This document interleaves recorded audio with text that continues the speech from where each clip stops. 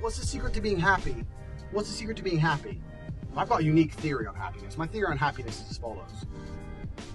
I'm not a physicist, but I remember from physics, which I did at college level, I didn't do at university level, but they said that in a scientific term, there's not really such thing as cold. Cold is just a lack of heat. Heat has a scientific, you can observe heat scientifically. The atoms move or things jitter or whatever, and heat is generated. But cold isn't a thing. Cold is just a lack of heat. And for that perspective, when people say to me, Tate, how do you be happy? I try to explain to them, happiness isn't a thing. In my view, happiness is just a lack of grief, as cold is just a lack of heat. And when I say this to people, they look at me like, oh, what are you talking about? Or, well, that's not true because I don't feel happy. We are not children anymore. We're grown-ups, and grown-ups have responsibilities and stresses, and things are on our shoulders.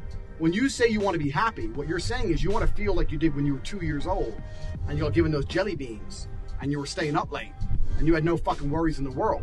That ain't gonna happen.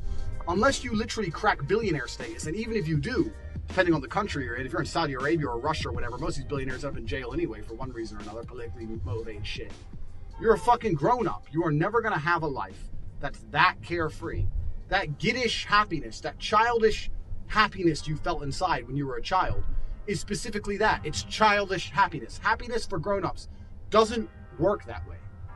Happiness for grown-ups is an absolute lack of grief. And when I say this, people go, oh yeah, but I'm sad. You ain't sad, motherfucker. You ain't sad. Imagine the worst thing that could happen to you. Imagine your entire family's in a car and they get in a car crash in the M1 and they all die. Your wife, your parents, your siblings, all of them die at once. That's the worst thing that can happen to you. Has that happened today? And if you're watching this video and go, no, that hasn't happened today, then you're fucking happy because you're not grief-stricken. You're not completely breaking down in tears in a state of mind where you cannot imagine life ever being the same again. So if you don't feel that way, you are happy. You're just not as happy as you imagine yourself to be as a kid because you're a fucking immature moron. Like everything else in life, happiness is a sliding scale. You're trying to attain a happiness which you're only going to attain 2 or 3 times in your adult life. So I've won 4 kickboxing world titles.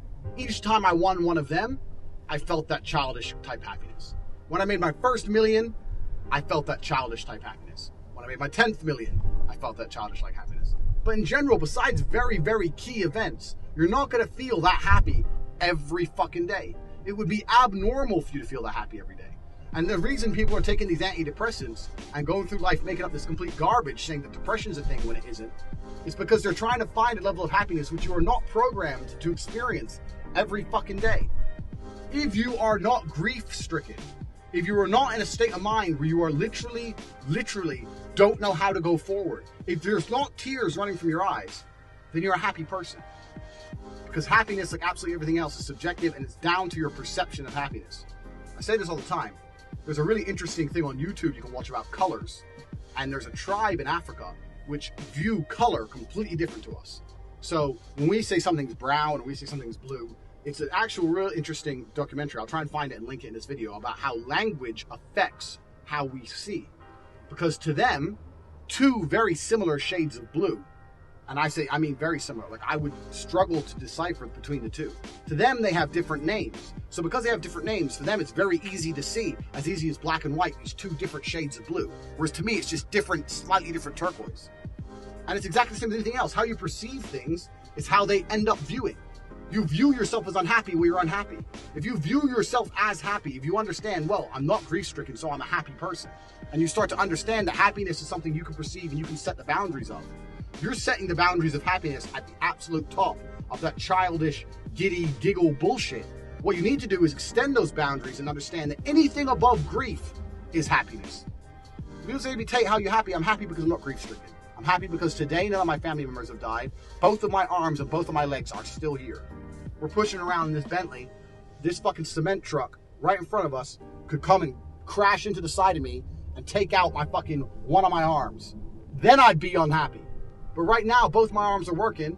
My family members are alive. I'm just going to pass this cement truck quickly before anything bad happens. I have nothing to be fucking sad about.